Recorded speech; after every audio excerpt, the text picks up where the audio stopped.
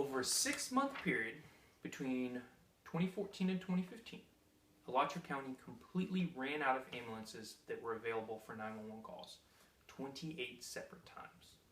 What does this mean?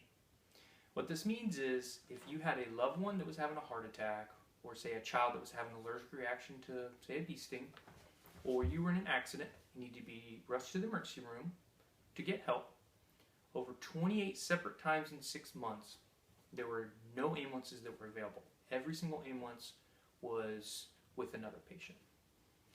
Why is this happening? The cause of this is, I have a chart here, between 2004 and 2014, so in a 10-year span.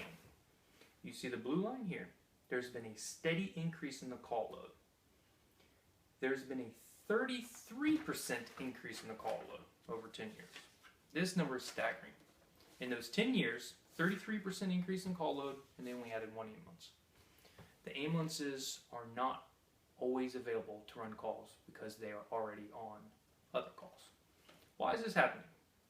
There's multiple different reasons this is happening, but one of the major causes of this is more and more people are abusing the 911 system by using the emergency room for their primary care.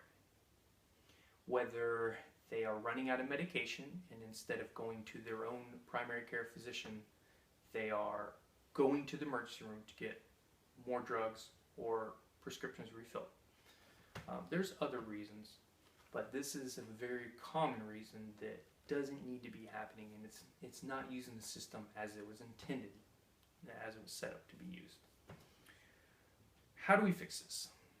There is a county out in Washington State, and this is according to an article on firehouse.com, that they began giving out taxi vouchers.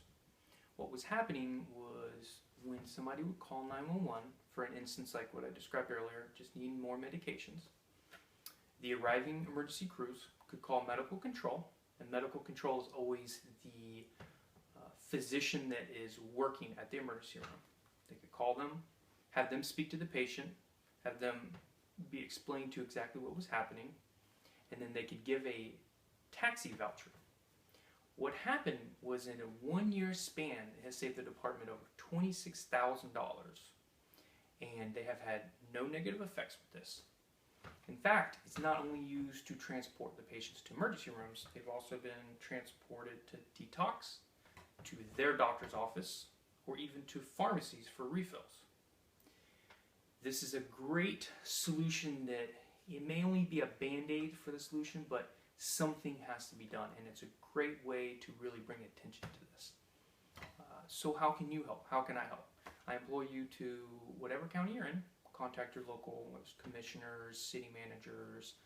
You can go to the local government meetings and give these ideas and give your support for a system. It doesn't have to be this exact system. This system has worked great for this local department. So in conclusion, there is no perfect solution to fix all this. This is a problem that's been a very big societal change in society that's just continued to get worse and worse, and we have to do something about it. We absolutely have to. So whether you can help to write the commissioners, help your local family members if they just need a ride to the hospital, if they need a ride to the doctor's office, any little bit can help. So thank you, and have a good day.